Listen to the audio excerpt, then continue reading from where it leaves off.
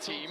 Yeah, and you know the way that all that worked out, and we saw the Truex rage after the race with everything that happened, kind of screams that maybe there's some internal things that that have happened there with everything that is going on with that dynamic. But bottom line is, Denny Hamlin's pit crew put him out in front of everybody, and he made it happen on the restart and won the race. But the pit crew started that ball rolling. And the celebrating they did after they got him out first would support every comment you just made. Yeah. I've raced my whole life, and I can guarantee you, I've watched you race most of your life too. If that role was reversed and it was either one of us in that car and you got that win stole from you that bad, I'd be a hot boy. Well, and you've been a part of those team dynamics before, right? That too. It just all adds up, man. It's all part of it. There's so many things that happen inside the race teams to try to, when one team's running good, they make this pit crew better, and then all of a sudden the other team starts running good and they won't take the pit crew back, and all those crazy, weird dynamics that happen in the internal politics of the teams. And I know none of them on their team. So just to make that clear. Hamlin's crew chief, Chris Gabehart, by the way, is a Purdue grad. Well, they're in the news this week, Final Four week. Well, he definitely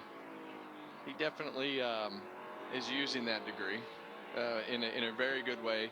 Chris Gabehart is one of my favorite crew chiefs on the circuit because I love his work ethic. I love how he just controls his driver. Alan Gustafson, Chase Elliott's crew chief, I love him too. He has a great spirit about him that makes him super competitive with everything that he does, and he expects the same thing out of Chase. And very competitive. Man, good looking car. Love that gold on there.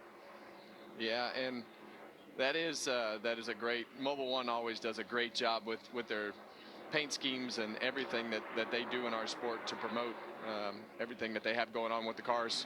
They're the gold standard. And that guy driving it's got a pretty good pedigree here at Martinsville Speedway and on the short tracks across the southeast, Josh Berry.